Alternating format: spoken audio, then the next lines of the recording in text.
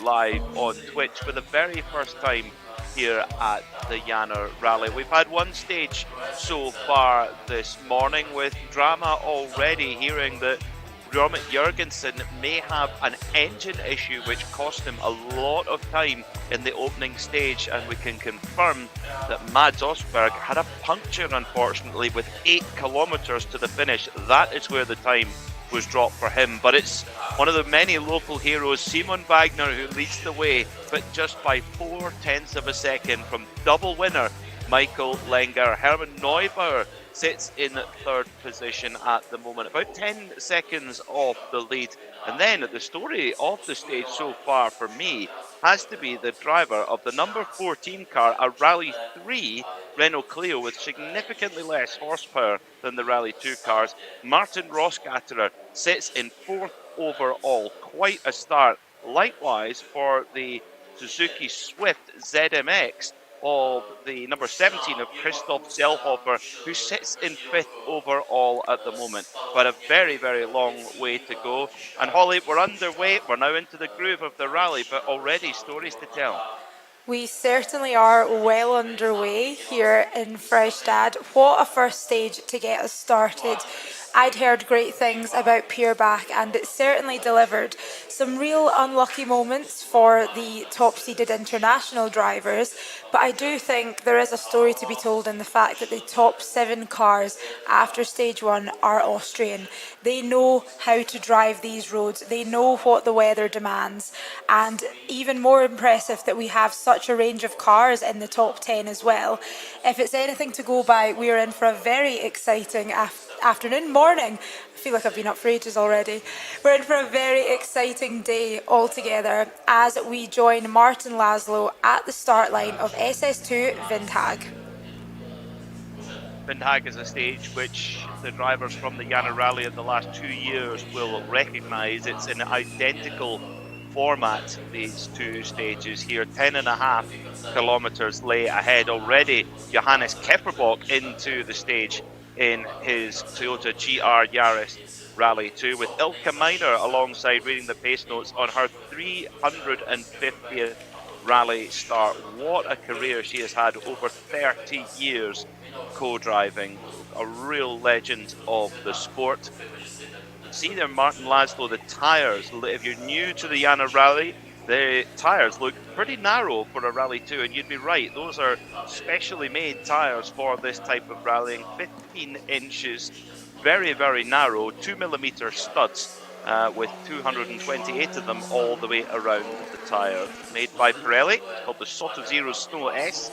And for the locals here, Kourou, that's the tyre of choice. Absolutely. The techies, as far as I recall, right?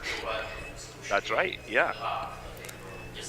Definitely something I wasn't aware of until I saw them in person earlier today and yesterday, of course. It looks quite funny, but once you see those tires in action, you can really tell those are the tires to pick, the ones that are going to get you around the track the fastest, and it's amazing to see them in action. Yeah, the thing is, with the tyres now on a Rally 2 car, which this Skoda on screen is right now for Martin Laszlo, is that in their normal format, they're very, very wide. So even with a winter tyre, the width of the tyre makes the grip actually very, very difficult. But these little skinny tyres with the studs in them really seem to give the grip, and the car almost dances across as Martin Laszlo just tweaks the handbrake and round the hairpin, and off he goes in his beloved Skoda, car that he's been campaigning for a couple of years now, with his regular co-driver Victor Ban alongside, who, now this is my favourite Victor Ban fact, he's actually a break dancer. I've seen him breakdance in the service area before, so maybe, Hollie, if Martin gets a good result, maybe Victor will do a little dance for him. That would be a show indeed. I think that's something he keeps quite close to his heart, that fact. He doesn't let many people see his breakdancing, but who was it that you were with, Peter, when he did let his breakdancing come out? Well, for any co-driver, Julien Ingrassia, 9-time world champion, is 8-time world champion, is a bit of a hero. And Victor said to Julien, said, "Will you do the dance for me?" And Julian said, well, no, Julian said, would you do the dance for me? And Victor said, well, for most people, I'd say no. But for you, I can't say no. And then he did it. Absolutely. And we caught it live on Rally TV. If there's anyone that would pull some breakdancing out of a co-driver, it would be Julian Ingrassia.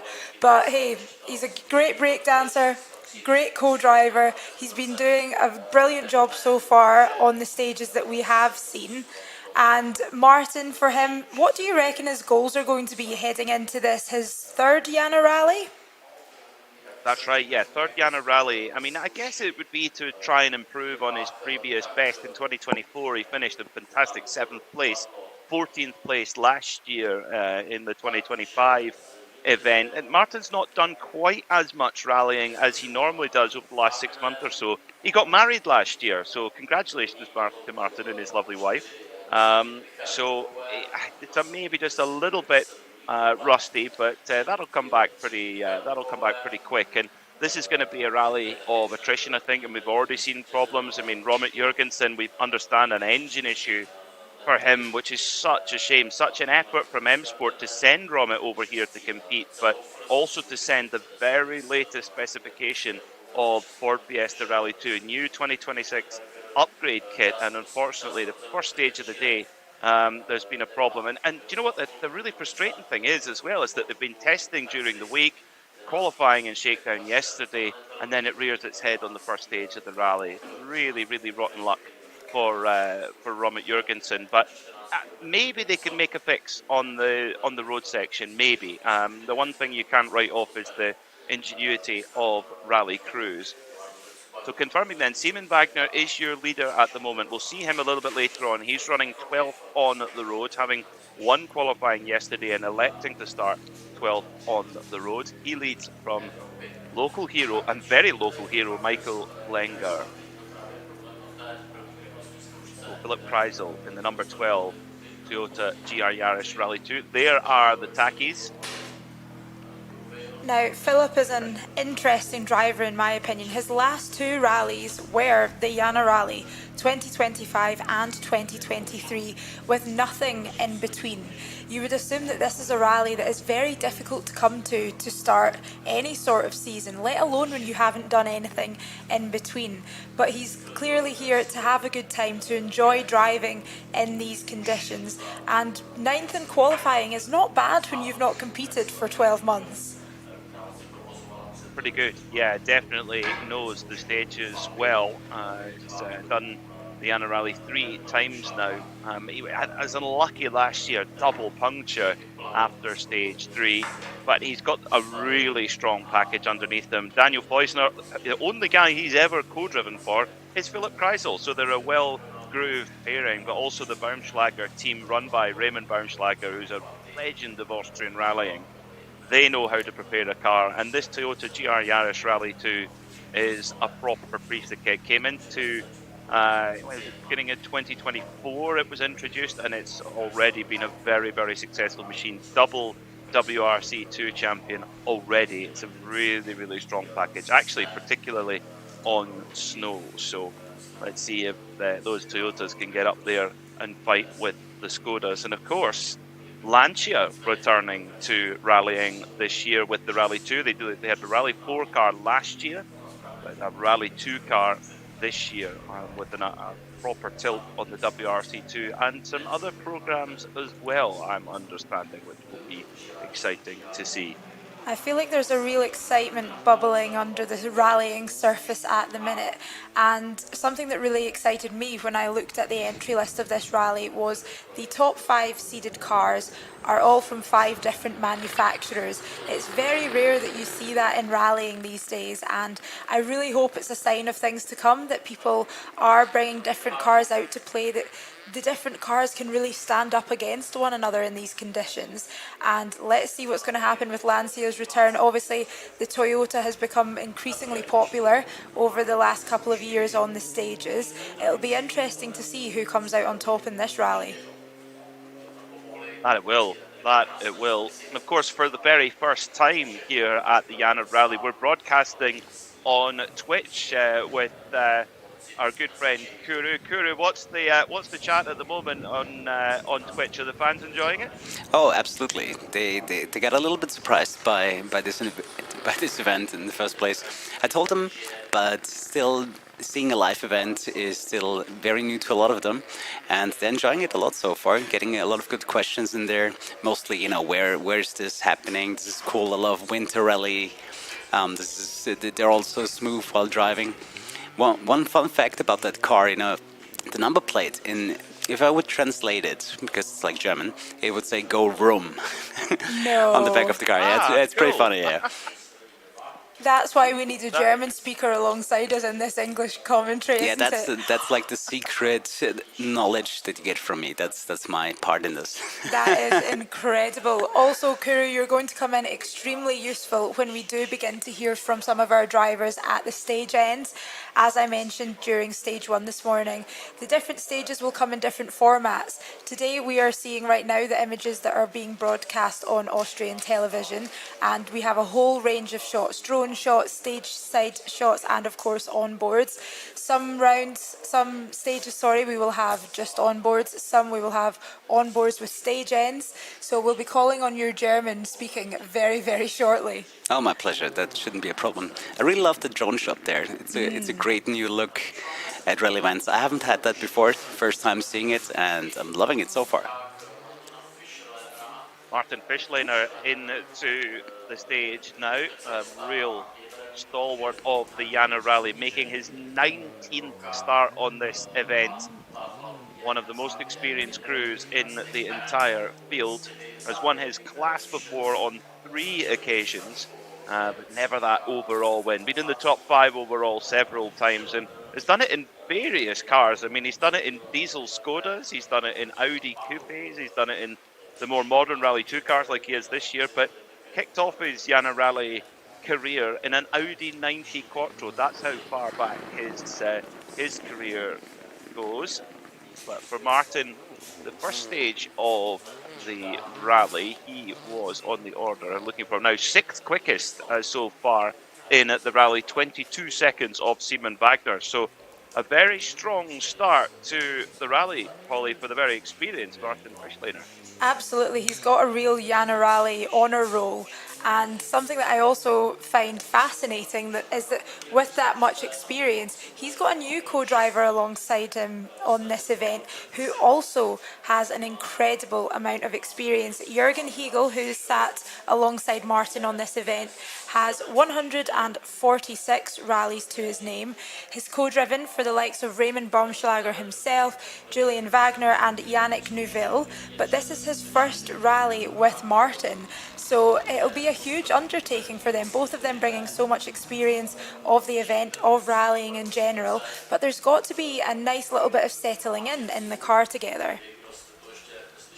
Very true. It's like, it's some people say it's like a marriage. In some ways it is off the stage, yes it is, but in terms of, it's like a purely synchronized dance, and they have to be so intrinsically trusting of one another to have the pace notes read just correctly with just the right rhythm, and that's something that, you're right, that does take time.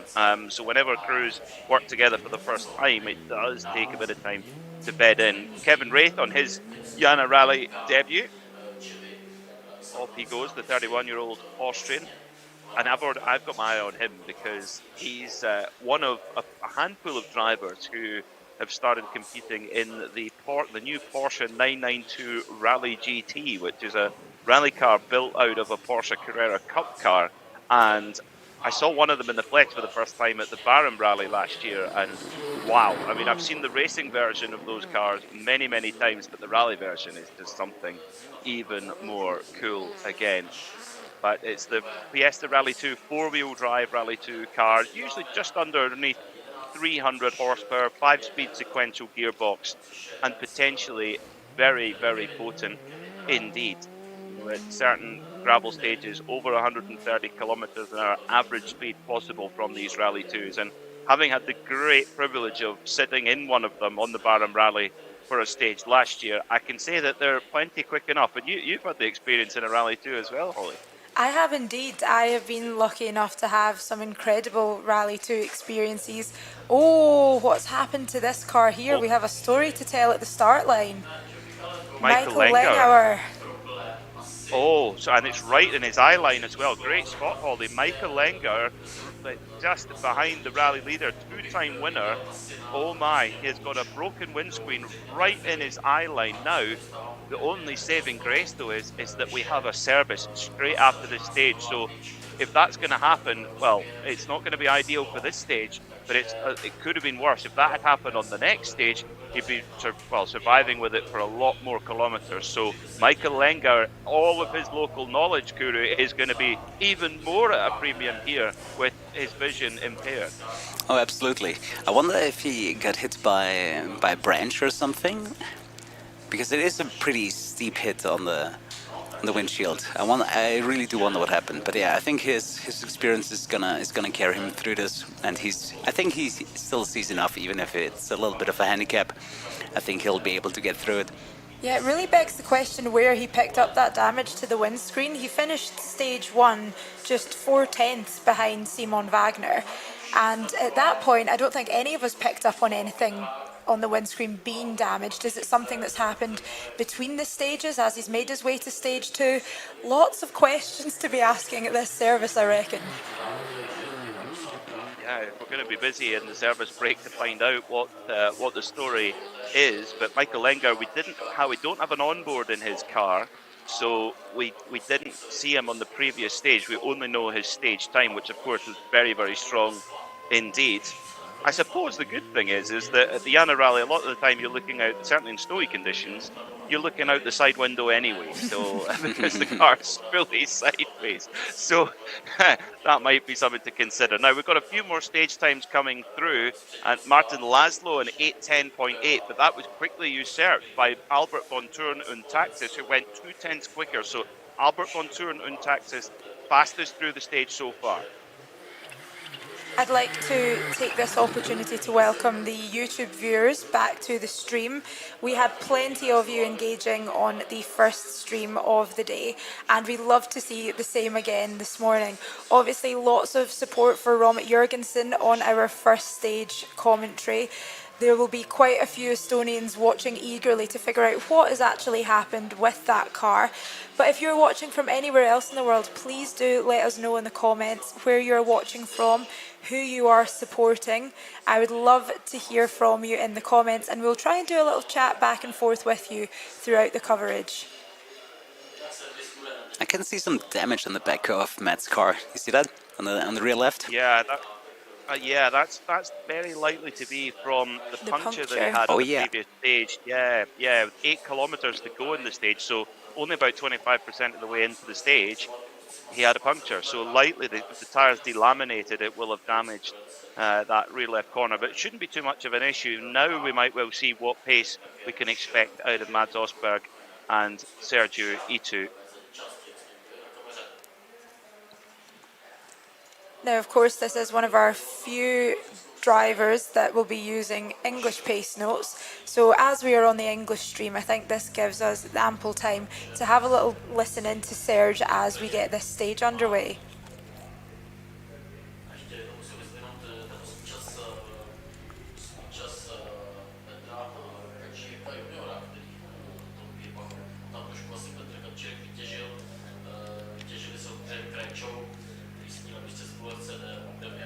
In the meantime, on the YouTube stream, we've got support coming in for our Czech drivers.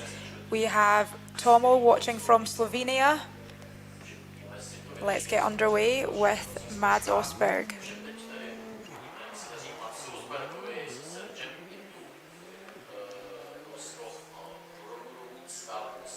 So a new experience this weekend for Mads Ostberg on his 301st rally. Taking on the Jännerrallye for the very first time. Knows how to drive on snow, of course. He just tweaks the handbrake and round the first left-hander, but he knows this car inside and out. It was a big part of the development of this car. He's been driving it for so many years, knows everything about it, but a brand new setup for him this weekend, using the gravel suspension setup but on those narrow snow tyres. But had a reasonable run in qualifying, considering he had to open the road in qualifying yesterday. He managed to get through and get himself at least a reasonable road position to try and compete. So the stage time still coming through. You can follow the along live stage times on rallybase.com. That's rally-base.com. You'll see it right on the main page there. Click on the Jännerrallye, and it's really up to date. It's as soon as drivers are through, it pops up, so you can follow all the live timing as like we have here in the booth. Rallybase.com. And have a look there and follow the times. And at the moment, it's Philip Kreisel who's fastest through so far by 6.4 seconds from the number 8 of Martin Fischlener.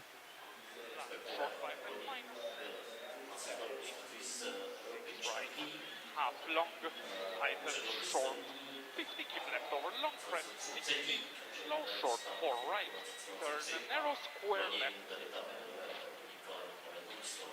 70, short 5 right keep in, 30, short 4 left, opens 40, short 6 right plus 40, short left 30, narrow 4 right minus minus, tightens, into 4 left minus minus, 50, short 6 left, 50, 5 right plus, tightens minus Sergio Itu just 30, reading the pace short, notes, 6 almost like left, he's just 30, reading off a square food right, menu or a phone book or something like that, Kuru. 50, Yeah, I was distracted for a second by the drone shot because I was like put back into my usual gameplay experience, right? So many great rally games out there, and like the third-person view is probably not something you're super used to. But now with the drone shots, you get to enjoy these. A bit pixelated this one, probably had some connective issues, but yeah, it's great to see, and it puts me back into my gaming experience. It's quite nice. narrow 4 right So you're a chase cam guy rather than an onboard guy. It really depends. It depends on the game. It depends on the car, and it really comes down to the time trial that you're doing. Sometimes you really get an advantage from an exterior viewpoint. Simply, when it's very narrow and it's kind of hard to tell where a car really is. And on other occasions, it's the exact opposite. Where if you're sitting inside the car or on the hood, it's actually a lot easier to make out the ground. You see the suspension moving, etc. But yeah, it's really on a case by case basis, and you figure it out as you go. Now, what we need to do, Kuru, is we need to get you on Richard Burns Rally on the simulator. Oh yeah, I wanted to check out the stages myself before the event, but sadly I got sick and bedridden for a few days. So now I'm getting to experience it firsthand, which is pretty good too. You'll be able to Yeah, go you can back to pick the up all game the now. tips. You'll be able to go back to the game now with the knowledge that you've taken from watching some real life rallying. Yeah, See that how is you true. get on. Oh yeah, that is true. Maybe we should set up another live stream, and we're just gonna compete in the video game version of the Jännerrallye.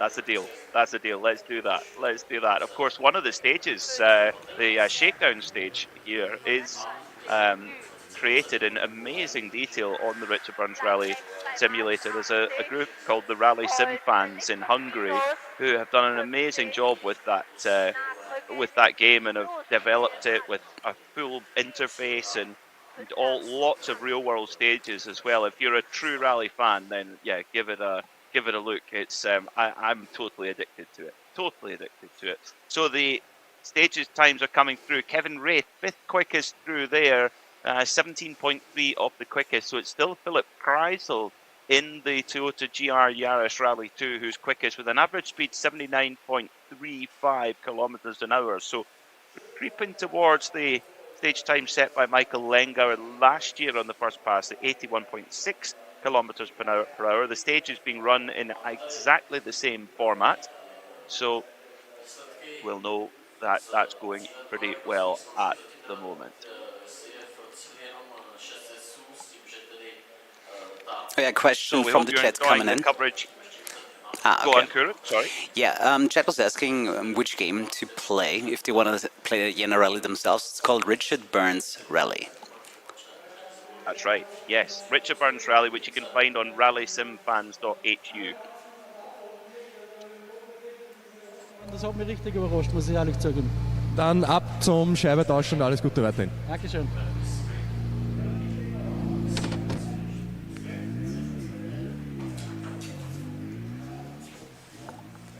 And that, ladies and gentlemen, is us for stage 2 here at the Jännerrallye 2026. Thank you for those of you who joined us this morning. We will be back for stage 3 just after 11 o'clock Austrian time. So make sure that you tune back into the stream then, and we will bring you all of the action from Pierbach once again. Thanks for watching.